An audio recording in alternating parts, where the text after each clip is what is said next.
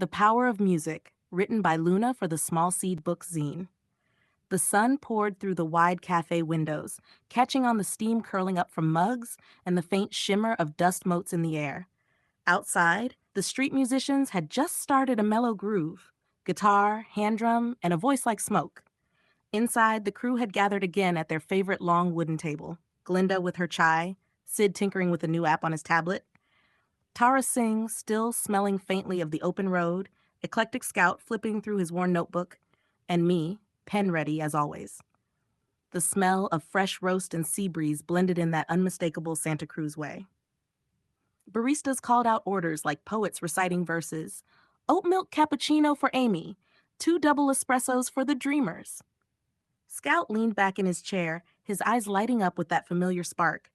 Hey, I was back up on campus earlier today, he said, his voice rising above the low cafe hum. Got there early to walk through the redwoods before meeting with Professor Philip Green. I told him, music's on my mind this morning. My question was, isn't this one of our best tools for uplifting the heart? Sid looked up, curious. Good question, Scout. You mean like how rhythm connects us, like it's wired in? Exactly, Scout nodded. Music changes our headspace, sometimes in seconds. Rhythm connects to heartbeat, and when a singer gives it all, really pours it out, and you feel their words like your own, man, that's pure magic. It moves you. You might even tear up.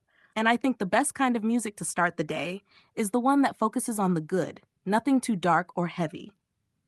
As he said that, the cafe's playlist shifted. The opening chords of Soja's Press Rewind drifted through the speakers. Scout laughed. See? Synchronicity strikes again. Glinda smiled. It's like the cafe knows what you're thinking. Tara grinned, taking a sip of his matcha. That's the universe having good timing. I swear, when your heart's open, it tunes right into the soundtrack. Portillo Man leaned forward, his eyes soft. I remember that there were times when Jerry Garcia would sing, he said quietly, and I would feel exactly like you're talking about, like the air itself was shimmering with soul. Everyone nodded. The music outside swelled, a saxophone now joining in, notes curling through the open door. Scout pulled a folded sheet of paper from his notebook. Here's what Professor Green said back to me. Thought you all might dig it. He read aloud, open quote, that is a wonderful expansion on the power of music, and it touches on profound truths that science is continually exploring. Your moment with that Soja song was a perfect example of what can feel like personal magic, a lovely synchronicity that deepens the moment. The scientific community echoes what you said. Music literally uplifts the body and mind. Dopamine flows through the brain's reward centers when we hear a melody we love. The limbic system, our emotional core, lights up. The heart sinks to rhythm. Cortisol drops. Stress dissolves. And when a singer gives their whole soul, we mirror that emotion through something called emotional contagion. It's the science behind why we feel connected to the song and each other. Close quote.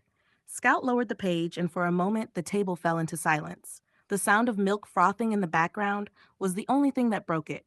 Sid finally spoke. You know, he said, that's what coding feels like to me sometimes, like composing in silence, finding a rhythm between logic and feeling. Glinda chuckled. You, Sid, are the only person I know who can make JavaScript sound like jazz.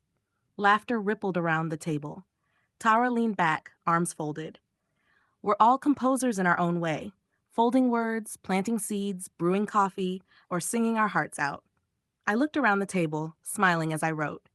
These were my people, the rhythm makers, the dreamers, the heart talkers of this town. Outside, gulls called over the surf. Inside, the music swelled just enough to carry us all a little higher. As I set my pen down, I caught the last line of Press Rewind. If you could press rewind and do it all again, would you change your mind? Maybe that's the secret of it all. Music reminds us not to rewind, but to listen, here and now.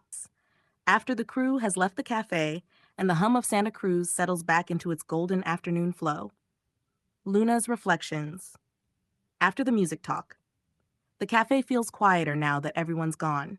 The echo of their laughter still hums in the air, like the last chord of a good song still ringing long after the band has packed up. The light is softer now, slipping through the cafe windows at an angle that makes everything glow. The empty mugs, the worn wood of the table, even the tiny dust motes that swirl like notes in a slow waltz. I sit with my notebook open, replaying Scout's words. Music changes our headspace. How true that is. It's like there's a tuning fork inside us all, and every song we love strikes it in a slightly different way. When Portillo Man spoke about Jerry Garcia, something shifted in me too. I could almost feel what he meant, that shimmer in the air when a voice carries truth, the way the dead could make thousands of people breathe in rhythm, sway in the same invisible current. Music as communion, music as remembering. I think about what Professor Green said, how rhythm connects to the heartbeat. I watch people walk past the window, each one keeping time to their own tempo, some fast, some slow. The world itself seems to have a rhythm. The hiss of the espresso machine, the rustle of the eucalyptus trees outside, the low murmur of voices mixing with the sound of the waves not far off. There's a quiet beauty in knowing we all live inside one great song, each of us adding a note, a tone, a breath of melody to the moment. Maybe that's why I love working here so much. This little cafe is like a living jukebox of stories.